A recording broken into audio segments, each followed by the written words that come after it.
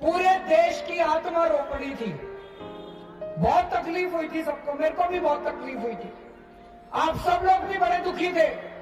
पूरे देश में गुस्सा था कि इसका बदला लिया जाना चाहिए। हमारे सैनिकों को, उनकी हिम्मत कैसे हुई हमारे सैनिकों को मारने की। कल सवेरे 3:30 बजे हमारे देश की वायुसेना ने पाकिस्तान के अंदर घुस के बम फोड़ के आए। उनके पाकिस्तान के उनके घर में घुस के बम फोड़ के आए हैं। एक बार जोरदार ताली बजा दो अपनी सेना के लिए। पूरे देश का सीना चौड़ा हो गया, पूरे देश का सर ऊंचा हो गया। दोस्तों, मजा आ गया, आया कि नहीं आया? दोस्तों, लेकिन मैं ये सोच रहा था, हमारे जो सिपाही बॉर्डर के ऊपर अपनी जान दे रहे हैं, वो किस लिए जान दे रहे हैं? हमारे लिए जान दे रहे हैं, हमारी रक्षा के लिए जान दे रहे हैं। उन सिपाहियों का सपना है, उन जवानों का सपना है। वो जवान भी किसी परिवार से आते हैं। उन जवानों के घर में भी बच्चे हैं, उनके घर में भी माँ बाप हैं। उन जवानों का सपना है, वो अपनी जान क्यों देते हैं? वो जान देते हैं कि देश के अंदर गरीब से गरीब आदमी को शिक्षा मिलनी चाहिए। मिलनी चाहिए कि नहीं मिलनी चाहिए? उन जवानों का सपना है कि चाहे कोई आदमी कितना भी गरीब क्यों ना हो, उसको अच्छा अस्पताल के अंदर इलाज मिलना चाहिए।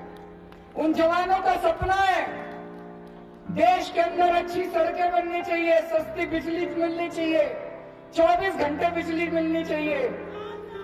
ऐसे देश के लिए वो लोग अपनी जान देते हैं कि ऐसा देश बनेगा। 70 साल पहले हमारा देश आजाद हुआ था। चंद्रशेखर आजाद, सुभाष चंद्र बोस, अशफाक उल्लाह खान, भगत सिंह, सुखदेव, राजगुरु, इन सब लोगों ने किस लिए जान दी थी अपनी? इसलिए जान तो थोड़ी नहीं थी कि अंग्रेज चले जाएंगे और ये सारे बीजेपी कांग्रेस वाले आ जाएंगे और देश को लूटना चालू कर देंगे। इसलिए जान थोड़ी दी थी। उन्होंने जान इसलिए दी थी कि गरीबों का अच्छा स्कूल होगा, अच्छा अस्पताल होगा, भारत दुनिया का नंबर 1 देश बनेगा। दोस्तों, आज पूरे देश में एक ही सरकार है, दिल्ली की सरकार है, आम आदमी पार्टी की सरकार है, आपकी सरकार है, पूरे देश में जो आज सरकारी स्कूलों को अच्छा कर रही है कि नहीं कर रही? जिन जिन लोगों को लगता है सरकारी स्कूल अच्छे हो रहे हैं, दिल्ली सरकार के हाथ खड़ा करो जरा। पूरे देश में अकेली सरकार है जो शहीदों के सपने पूरे कर रही है, सरकारी स्कूल अच्छे कर रही है। 4 साल से प्राइवेट स्कूलों को फीस नहीं बढ़ाने दी। आज दिल्ली के सरकारी अस्पताल इतने अच्छे कर दिए, सरकारी अस्पतालों में सारा इलाज मुफ्त कर दिया। भगवान ना करे कल आपके घर में कोई बीमार हो जाए, लेकिन अगर कोई बीमार हो जाए चिंता मत करना, पैसे की आपकी सरकार है। 10 लाख रुपए भी खर्च आएगा, सारा पैसा दिल्ली सरकार देगी।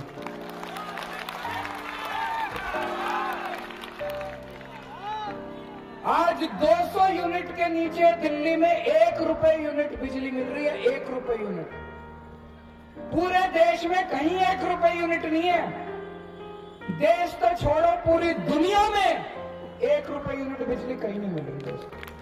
सबसे सस्ती बिजली पूरी दुनिया में, सबसे सस्ती बिजली आज दिल्ली वालों को मिल रही है। और मेरे को याद है हमारी सरकार बनने के पहले 15 साल जब शीला दीक्षित जी की सरकार थी, हर साल बिजली के रेट बढ़ा करते थे, हर साल बिजली के रेट बढ़ते थे।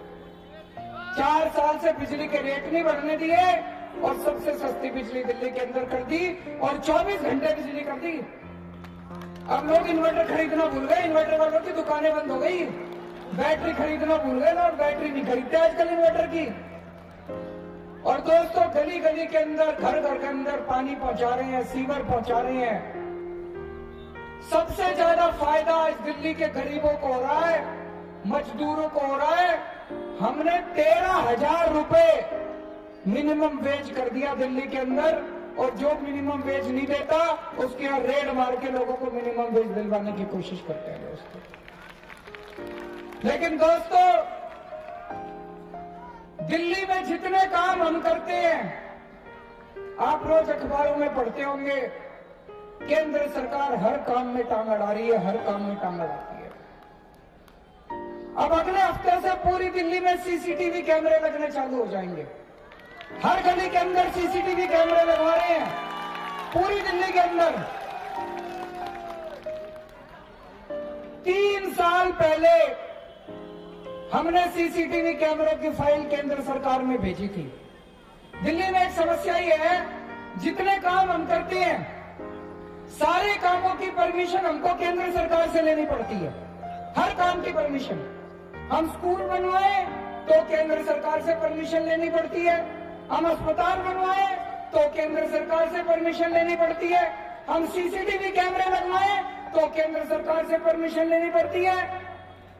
केंद्र में बीजेपी है, यहां आम आदमी पार्टी है, केंद्र सरकार वाले हमको परमिशन नहीं देते।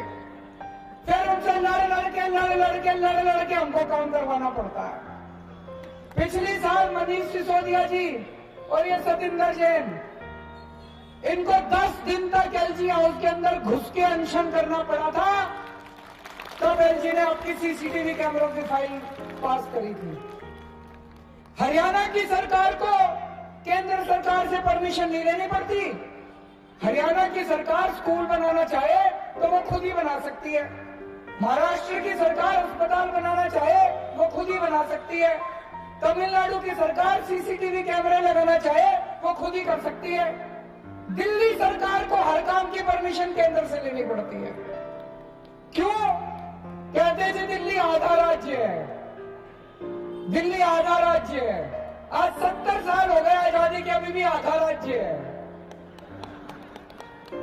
हरियाणा के लोग वोट देते हैं, उनके वोट की कीमत 1, हमारे वोट की कीमत आधी। क्यों भाई, हमने क्या गुनाह कर दिया? दिल्ली वाले कमजोर है क्या? दिल्ली वाले टैक्स नहीं देते? दिल्ली वाले देशभक्त नहीं है? दिल्ली वालों में क्या कमी है? दोस्तों, पूर्ण राज्य का दर्जा लेना अपने को केंद्र से। अगर पूर्ण राज्य हो गया, ये आपके जो सीसीटीवी कैमरे आप लग रहे हैं ना, ये 3 साल पहले लग जाते। ये जो गलियां आज जिनका उद्घाटन हो रहा है ना, गलियों का, नालियों का, सीवर का, ये 4 साल पहले हो रहा था। पूरी दिल्ली के अंदर 1000 मोहल्ला क्लिनिक बनने दिए, फाइल लेके बैठ गए। पूरी दिल्ली से इनको दुश्मनी निकाल रहे हैं बीजेपी वाले। तो अब अपने को पूर्ण राज्य का दर्जा लेना है। जैसे मैं आपको एक छोटा सा उदाहरण देता हूं, आपसे पूछना चाहता हूं, दिल्ली में क्या महिलाएं अपने आप को सुरक्षित महसूस करती हैं? आज चारों तरफ महिलाओं के साथ बलात्कार हो रहे हैं। छोटी छोटी लड़कियों के साथ, 6-6 महीने की लड़कियों के साथ बलात्कार हो रहे हैं। बच्ची घर से निकलती है, गली के अंदर लड़के उसको छेड़ते हैं। कॉलेज जाती है बच्ची, माँ बाप का दिल धक धक करता रहता, पता नहीं सही सलामत वापस आएगी नहीं आएगी। अगर आपके घर में कुछ गड़बड़ हो जाए, भगवान न करे आपकी बेटी के साथ कुछ हो जाए, आपके घर में चोरी चकारी हो जाए, आप पुलिस में जाते हो, पुलिस वाले सुनते हैं आपकी? जोर से बताओ, क्यों नहीं सुनते पुलिस वाले? फिर आप अपने विधायक के पास जाते हो, विधायक बेचारा कुछ नहीं कर सकता, आपने तो विधायक को चुन के भेजा था। आदमी किसके पास जाएगा? विधायक के पास ही तो जाएगा। आप विधायक के पास जाते हो, अब पुलिस विधायक के अंडर में नहीं आती, विधायक बेचारा कुछ कर नहीं सकता। आप अपने मुख्यमंत्री के पास आते हो, मुख्यमंत्री कुछ कर नहीं सकता, पुलिस उसके अंडर में नहीं आती। तो पुलिस किसके अंडर में आती है? प्रधानमंत्री के अंडर में आती है। पुलिस प्रधानमंत्री के अंडर में आती है। अब आपके घर में कुछ गड़बड़ हो जाए तो प्रधानमंत्री से तो कोई नहीं मिल सकता भाई साहब, कोई नहीं मिल सकता, मैं ही नहीं मिल सकता। 4 साल से टाइम मांग रहा हूं मैं प्रधानमंत्री से मिलने का, मेरे कोई टाइम नहीं देते। आम आदमी तो क्या मिलेगा? अब हमारे घर में चोरी हो जाए, चकारी हो जाए, डाका डल जाए, हमारी मोटरसाइकिल चोरी हो जाए, हमारी लड़की के साथ भगवान न करे गलत काम हो जाए, हम प्रधानमंत्री से मिलने जाएंगे क्या? इसीलिए पुलिस निरंकुश हो गया, वो किसी की नहीं सुनती।